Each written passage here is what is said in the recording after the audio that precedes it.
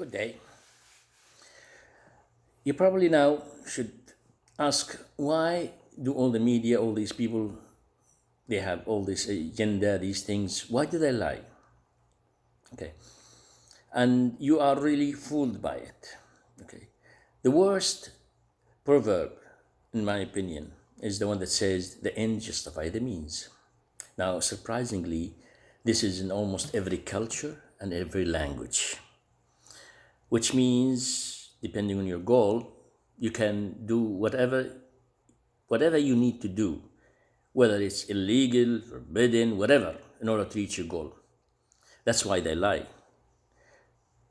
I'm talking about the people who are not being paid for it. Well, the goal is being paid, so they lie for that. I was surprised during the 2016 elections. I followed the media like everyone else, and I had almost guaranteed that Hillary Clinton would win. Actually, if I was a betting man, I would have bet the whole house, the farm, everything on Clinton winning. As late as November, the prediction was, the odds were actually 85% for Hillary Clinton and 15% for Trump to win. Now, 15% is the probability of a 37-yard field goal to miss, actually, yeah. So I read all the news and everything, and I was sure that Clinton would win.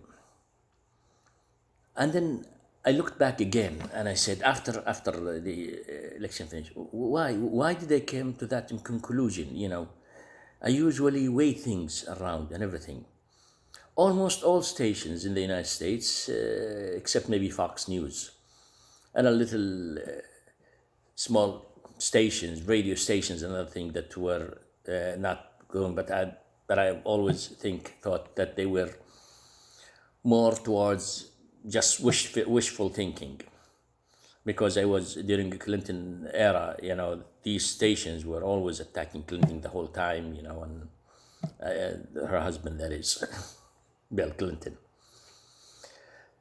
So that was the end. This is the end. This is the goal, is to make people think that Hillary Clinton would win, which means that if you are a Clinton supporter, and this is my own conclusion, by the way. If you think Clinton is winning, you're gonna vote. If you think there's no way Trump would win, then why should you vote, or vote for someone else? That's devious. That's wicked. And this is the same thing that happens with Muhammad bin Abdulwahhab. The goal was to discredit him as much as possible by talking about him, saying other Muslims, non-Muslims.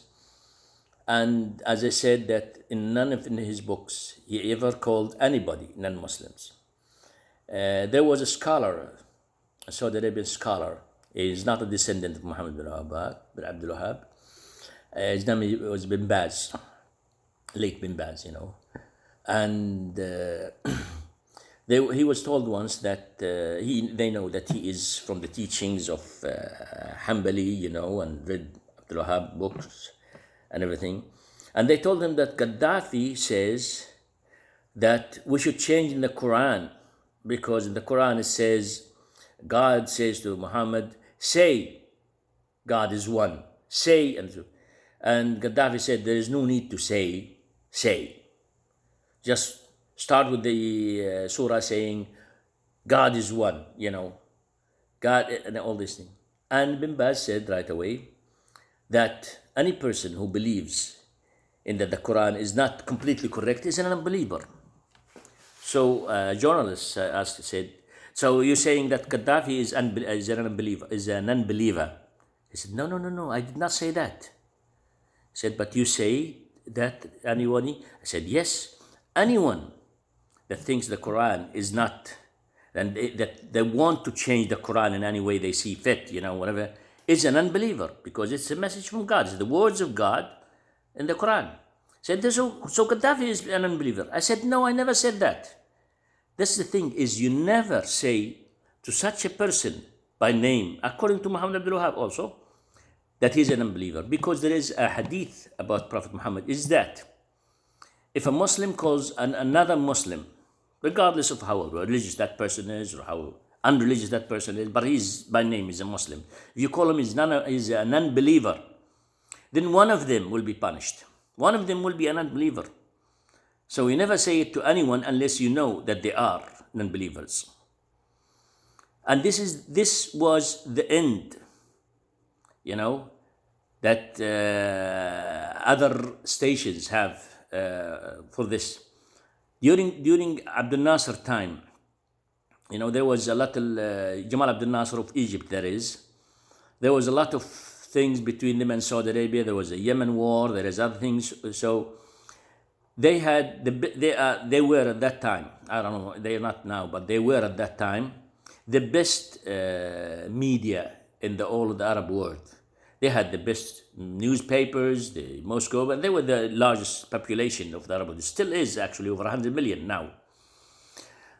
And so their whole media and propaganda was all against whatever is in Saudi Arabia. And they started by saying that they are nomads, they are Bedouins, they know nothing, they're literates, they know all these things.